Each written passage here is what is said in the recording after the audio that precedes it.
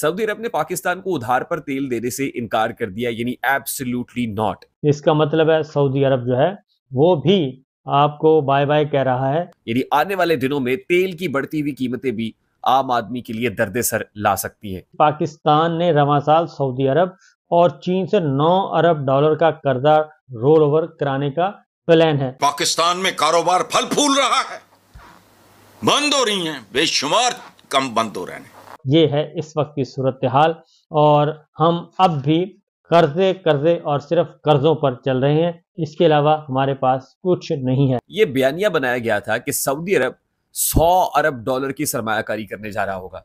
अब सऊदी अरब तो उधार पे तेल देने तक के लिए रजामंद नहीं है। सऊदी अरब तो पाकिस्तान को उधार पर तेल भी नहीं देने जा रहा। अब उधार पर सऊदी अरब तेल नहीं देगा तो पाकिस्तान क्या करेगा? सऊदी अरब ने भी अब हाथ खड़े कर दिए हैं।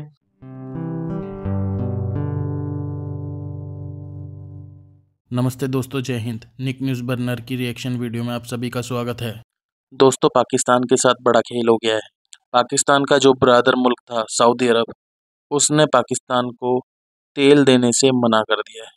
इससे पाकिस्तान को एक बड़ा झटका लगा है। दोस्तों, सऊदी अरब ने साफ साफ कह दिया है कि वो पाकिस्तान को उधारी में कोई तेल नहीं देगा, क्योंकि दोस्तों आप सभी जानते हैं कि पाकिस्तान के पास कोई पैसा नहीं है। जो भी वो चीज़ लेता है अपने ब्रदर मुल्क से या चीन से, वो उधारी में लेता है। अब ब्रदर मुल्क ने मना कर दिया तो ये अपने अब्बू के पास गया।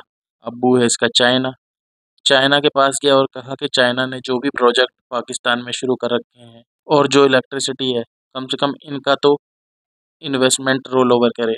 और दोस्तों, चीन से भी पाकिस्तान को कोई जवाब नहीं आया है।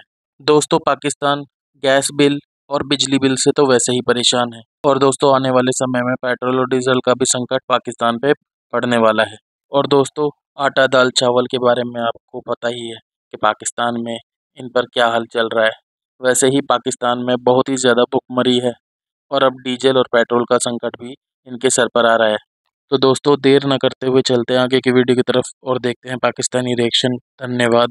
कौमी असम्बली की कायमा कमेटी बराए इक़्तिसादी उमूर, उसमें ये बात ज़ेर बहस आई और उसमें ये बात बताई गई कायमा कमेटी को। तो वहाँ पे एक बात बताई गई कि सियासी वजूहात की वजह से कोई भी पाकिस्तान में बैरूनी सरमायाकारी करने के लिए तैयार नहीं है, बल्कि वो कहते हैं कि सरमायाकारी तो बहुत दूर की बात है, सरमायाकारी पर बात करने पर भी तैयार नहीं है। ये बात भी सुनने के लिए तैयार नहीं है कि यहाँ पे कोई बैरूनी सरमायाकार पाकिस्तान में आके सरमायाकारी करे। दयामीर भाषा डैम पर सियासी वजूहात की वजह से कोई बैरूनी सरमायाकार बात करने को तैयार नहीं है। हमने ओपेक के एक इजलास के मौका पर GCCI ममालिक के नुमाइंदों से बात की।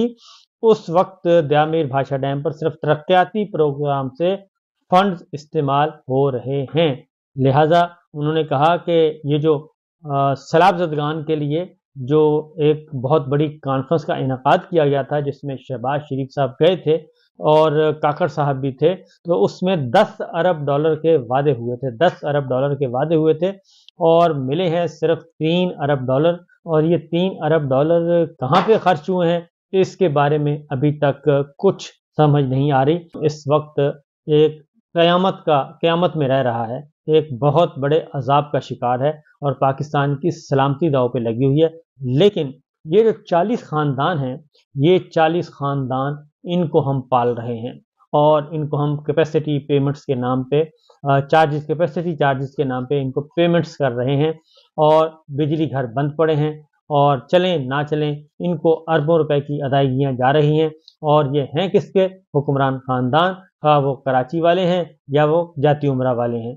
आप यूँ समझें कि बिजली घर बंद पड़ा, यानी कि बंद कारखाने पे भी हम इनको पैसे देने के पाबंद हैं। इसीलिए जमात इस्लामी आई हुई है और धरना दे रही है और रावलपिंडी में वो बराजमान है और उन्होंने इस्लामाबाद आना था, लेकिन इस्लामाबाद के बजाय उन्हें पिंडी में जगह दी गई है।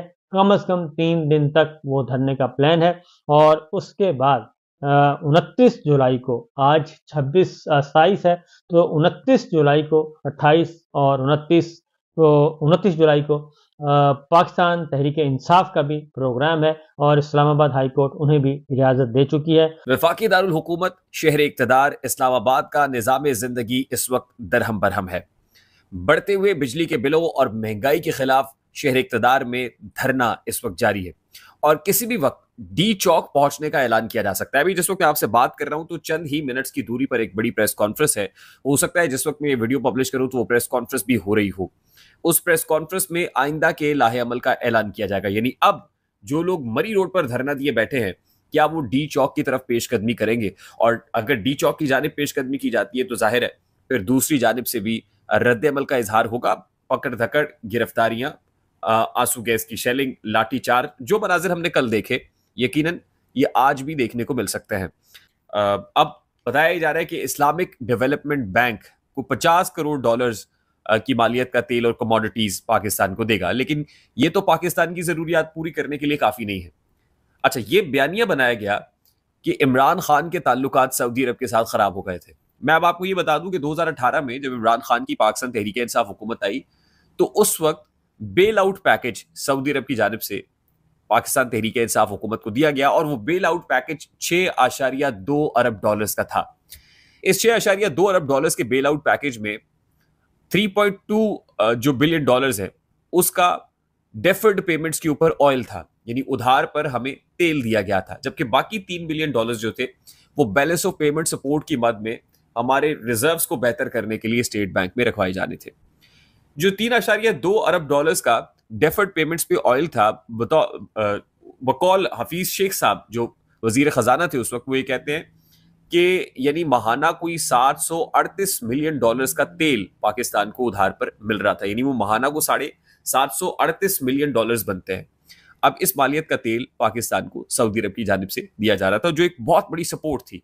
अब जाहिर है कि पाकिस्तान को तो सबसे पहले तो $20.8 अरब चाहिए कि वो लोगों का कर्जा चुका सके, और उसके बाद बाकी के मामलात हैं तो वो किस तरह से चलेंगे, ये बड़ा अहम नुक्ता है और बड़ा अहम सवाल है। अब ये किस तरीके से मामलात चलेंगे, पैसे कहाँ से आएंगे, कौन देगा, ये सब चीज़ें सोचने से, गौर करने से ताल्लुक़ रखती हैं। और सऊदी अरेबिया जिसके बारे में ये पिक्चर पेंट की जा रही थी कि वो हमें आके हमें रेस्क्यू भी कर लेगा, मामलात हमारे बिल्कुल ठीक हो जाएंगे, बहुत बेहतर हो जाएंगे, तो वो तो होता हुआ नज़र नहीं आ रहा है at this point in time, और ये हुकूमत भी नाकाम दिखाई देती है। अच्छा, अब मैं आपको ये बता दूं कि पाकिस्तान ऑयल इंपोर्ट कितना करता है। अगर हम जुलाई 2023 था जून 2024 के दौरान देखें तो पाकिस्तान ने कुछ 47 खरब 81 अरब रुपए की पेट्रोलियम मसनूआत दरामद की हैं, यानी 2023 से 2024 तक कुछ 47 अरब और तकरीबन 81 अरब रुपए की, 47 खरब 81 अरब की जो ऑयल प्रोडक्ट्स है वो इंपोर्ट किए। और इसी मुद्दत के दौरान जो है गुज़श्ता माली साल में तकरीबन 41 खरब 81 अरब 63 करोड़ थी, यानी इस बार कुछ 6 खरब की जो इंपोर्ट्स है वो बढ़ गई हैं। दोस्तों, अगर आपको हमारी वीडियो पसंद आई है तो प्लीज़ लाइक ज़रूर करें और साथ में शेयर करना ना भूलें, और साथ ही दोस्तों ऐसी ही लेटेस्ट वीडियो देखने के लिए हमारे चैनल को सब्सक्राइब करें, साथ ही बेल का आइकन जरूर दबाएं ताकि सबसे पहले आपको हमारी वीडियो की नोटिफिकेशन मिल सके। धन्यवाद।